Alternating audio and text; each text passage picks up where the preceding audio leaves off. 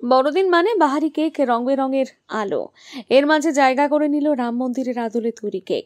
শিলিগুড়ির এমটিএস মোড়ের বাসিন্দা প্রিয়াঙ্কা দেভদ্র গত 3 বছর ধরে বাড়িতে বসে নানান ধরনের কেক তৈরি করে নজর কেড়েছে শহরের মানুষের।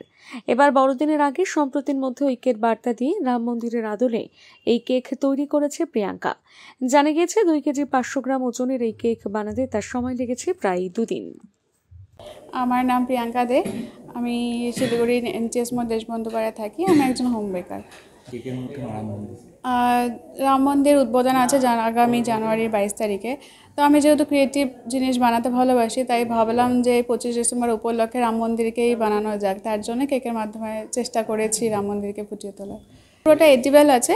আর কেক যেমন নিচে আমার বেস কেকই আছে, নর্মাল যেরকম কেক থাকে, উপরটা আমার পুরো ফন্ডেন্ট দিয়ে বানানো। পুরো কেকটা এডিবল, খাওয়ার যোগ্য।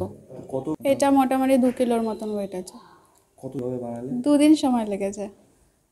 নর্মালি কেক বানাতে আমি বেকিং ক্লাস করাই, আর এমনি কেক বানাতে সময় লাগে আমার 3-4 ঘন্টা নর্মালি। যেহেতু আমার এটা রাম মন্দির বানাতে হয়েছে, কেকের বেস আমার হয়ে গেছিলো, ওই 3-4 ঘন্টা লেগেছে।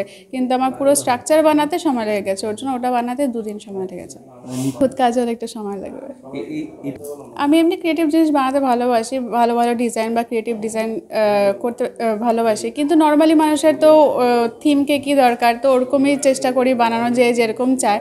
তাছাড়া আমার একটা প্রোফাইল অফ তার থিমেরও একটা কেক আছে। এইসব আর কি ইউনিক ডিজাইন আমার বানানোর খুব ইচ্ছে। যেহেতু রাম মন্দিরটা রিসেন্ট উদ্বোধন আছে, আর রাম মন্দিরের নিয়ে ভারতবর্ষে একটা আলাদা আবেগ আছে, তার জন্য ভাবলাম যে রাম মন্দিরই করি। এখনো কিছু নেই, তো দেখা যাক, আবার কিছু যদি আসে ইউনিক এরকম মাথায়, তাহলে অবশ্যই চেষ্টা করব।